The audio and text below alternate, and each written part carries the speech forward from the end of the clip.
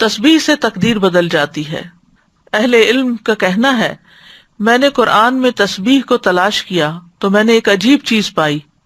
میں نے پایا کہ تسبیح تقدیر کو ٹال دیتی ہے، جیسا کہ یونس علیہ السلام کے واقعے میں ہے۔ اللہ تعالیٰ فرماتے ہیں فَلَوْلَا أَنَّهُ كَانَ مِنَ الْمُسَبِّحِينَ لَلَبِثَ فِي بَطْنِهِ إِلَى يَوْمِ يُبْعَثُونَ، پھر اگر یہ بات نہ ہوتی کہ بے شک وہ تسبیح کرنے والوں میں سے تھا تو یقیناً اس کے پیٹ میں اس دن تک رہتا جس میں لوگ اٹھائے جائیں گے۔ یعنی اگر یونس علیہ السلام یہ تسبیح نہ پڑھتے تو قیامت تک مچھلی کے پیٹ میں رہتے۔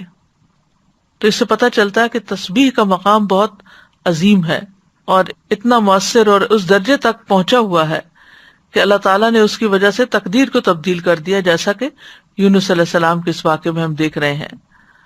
داؤد علیہ السلام کے ساتھ پہاڑ اور پرندے بھی تسبیح کرتے تھے، ان کے ساتھ ساتھ دہراتے تھے۔ سورۃ الانبیاء میں آتا ہے وَسَخَّرْنَا مَعَ دَاوُودَ الْجِبَالَ يُسَبِّحْنَ وَالطَّيْرَ، ہم نے داؤد کے ساتھ پہاڑوں کو مسخر کر دیا جو تسبیح کرتے تھے۔ زمین آسمان کی تمام مخلوقات تسبیحات کرتی ہیں۔ سورۃ النور میں آتا ہے أَلَمْ تَرَ أَنَّ اللَّهَ يُسَبِّحُ لَهُ مَنْ فِي السَّمَاوَاتِ وَالْأَرْضِ، کیا آپ نے نہیں دیکھا کہ بے شک اللہ کی تسبیح کرتے ہیں جو آسمانوں اور زمین میں ہیں۔ زکریا علیہ السلام کے بارے میں آتا ہے کہ انہوں نے اپنی قوم کو بھی تسبیح کی تلقین کی، ان سبحوا بکرۃ وعشیا، یہ سورۃ مریم کی آیت نمبر 11 ہے۔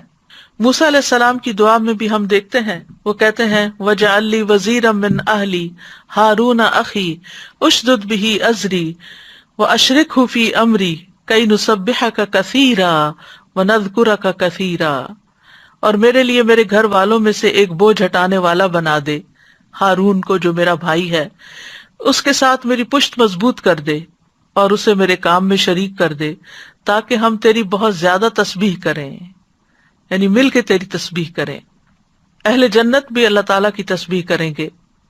جنت والوں کا تذکرہ کرتے ہوئے اللہ تعالیٰ فرماتے ہیں دعواہم فیہا سبحانک اللہم وتحیتہم فیہا سلام، ان کی دعا ان میں یہ ہوگی پاک ہے تو اے اللہ، اور ان کی آپس کی بات ان باغات میں سلام ہوگی، یعنی جہاں سے جو گزرے گا دیکھے گا ایک دوسرے کو ملے گا تو سلام کرے گا۔ فرشتے بھی اپنے رب کی تسبیح کرتے ہیں، والملائکۃ یسبحون بحمد ربہم ویستغفرون لمن فی الارض، فرشتے اپنے رب کی حمد کے ساتھ تسبیح کرتے ہیں اور ان لوگوں کے لیے بخشش کی دعا کرتے ہیں جو زمین میں ہیں۔